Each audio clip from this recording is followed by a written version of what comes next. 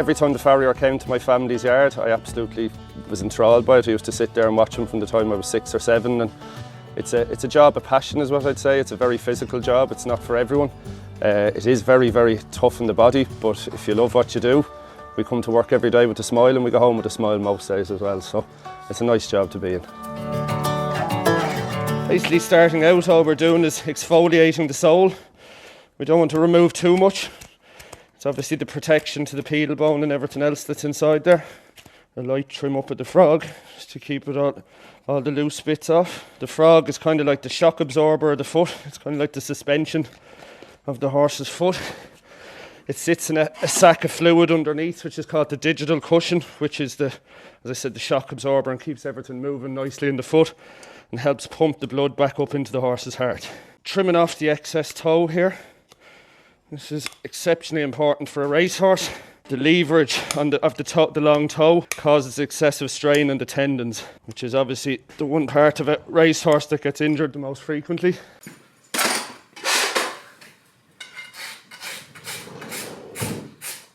So this is just rasping the foot to get it level. We obviously can't use a spirit level on a horse's foot, so we have to balance the horse's foot up by eye.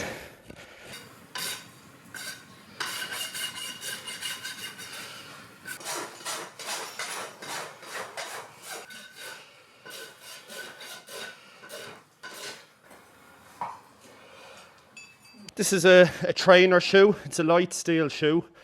It's for horses before they'd be racing. This is a shoe that gives a bit more wear. The aluminiums don't do well wear-wise, and they also give a lot of concussion up through the horse's limbs, so steel is a much softer metal in that regard.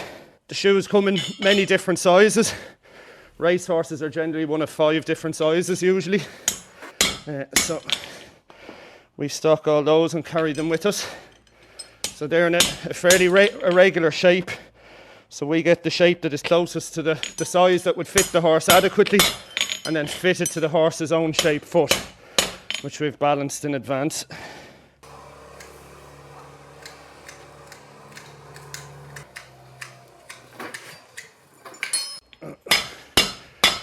Racehorses, we can't really leave anything sticking out.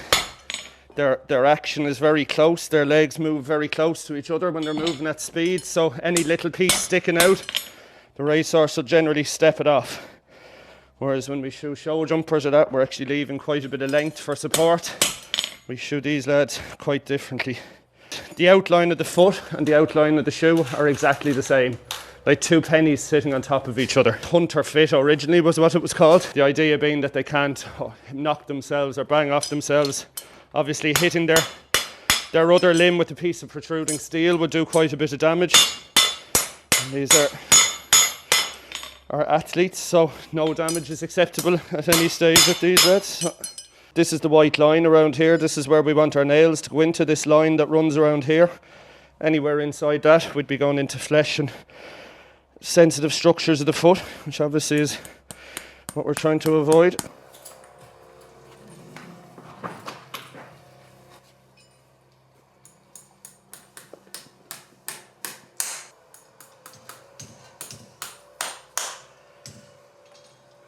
Usually put in 6. It can vary between 4 and 8 nails per shoe. Minimum you'd ever have in a shoe is 4. It all depends on how big the foot is and how much good hoof wall you have there. There's no point putting a nail in bad hoof wall. It's better to not have a nail in at all. So that's the shoe on. The next step of the job is called clenching. Okay, so I'm making a little groove under each clench. The reason I'm doing that is I'm giving something for the clench to sit into, so I can still keep the strength of the clench, so that I'm not weakening the nail with the rasp. Just putting on some hoof sealant that'll reseal up the hoof wall, so it stops excess moisture or things going through the hoof wall. When we've shod the horse, we've stripped the natural coating that is on the hoof wall off. So this just replenishes it, and it'll come back in a day or two itself anyway.